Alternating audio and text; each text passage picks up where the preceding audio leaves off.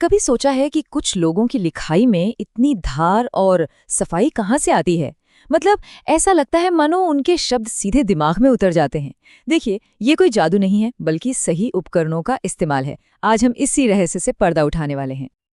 जरा सोचिए, मान लीजिए कोई बहुत जरूरी ईमेल लिखना है। हम सब यही चाहेंगे ना कि हमारा संदेश बिल्कुल साफ और असरदार हो। बिल्कुल। और यकीन मानिए, सिर्फ 3 आसान से नियम इसमें कमाल कर सकते हैं। तो फिर देर किस बात की? चलिए उस लेखक के टूलकिट को खोलते हैं और उन 3 शक्तिशाली औजारों को देखते हैं जो हमारे लिखने के तरीके को हमेशा के लिए बदल सकते हैं।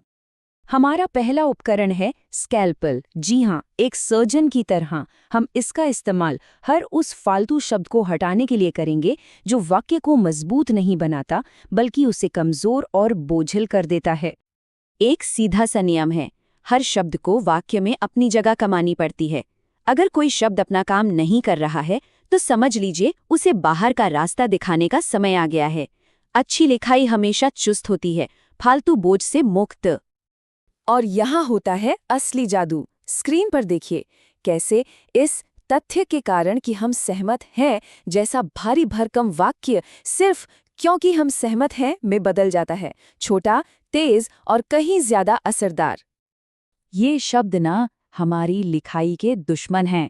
ये घुसपैठियों की तरह आकर वाक्यों को बेवजह भर देते हैं। तो अगली बार कुछ लिखते समय एक छोटा सा चैलेंज लीजिए। इन घुसपैठियों को ढूंढिए और अपने स्कैल्पेल से उन्हें हटा दीजिए। अब बारी है हमारे दूसरे उपकरण की, आवर्धक लेंस। ये हमें अपने शब्दों को और करीब से परखने में मदद करता है, ताकि हम हमेशा सबसे साफ और सबसे आसान विकल्प ही चुनें।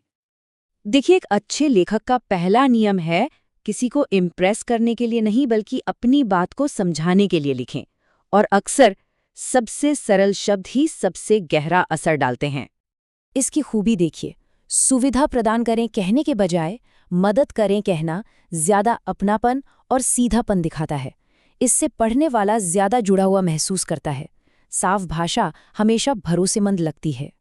इस लिस्ट को अपने लिखने की जगह के पास रख सकते हैं। अगली बार जब कोई मुश्किल शब्द लिखने का मन करे, तो बस एक पल रुक कर देखिए कि क्या कोई सरल विकल्प है जो काम को और बेहतर ढंग से कर सकता है। और अब हमारा तीसरा और आखिरी औजार, दिशा सूचक यंत्र। ये कंपास हमारी लिखाई को भटकने नहीं देता और सीधा लक्ष्य की ओर ले जाता है। इसका सीधा सा मतलब है अपनी बात को सीधे सीधे कहना, बिना घुमाए फिराए। इसे करने का सबसे अच्छा तरीका है एक्टिव वॉइस का इस्तेमाल। एक्टिव वॉइस में काम करने वाला यानी कर्ता वाक्य का हीरो होता है। पैसिव वॉइस में वो हीरो अक्सर छिपा होता है या बाद में आता है, जिससे वाक्य कमजोर पड़ जाता है। फर्क साफ है ना? गलतियां की गई कहना जिम्मेदारी से बचने जैसा लगता है, लेकिन हमने गलतियां की कहना हिम्मत और आत्मविश्वास दिखाता है। तो सवाल यह है कि हम कौन सा संदेश देना चाहते हैं। पैसिव को एक्टिव में बदलना बहुत आसान है। बस ये 3 कदम याद रखिए।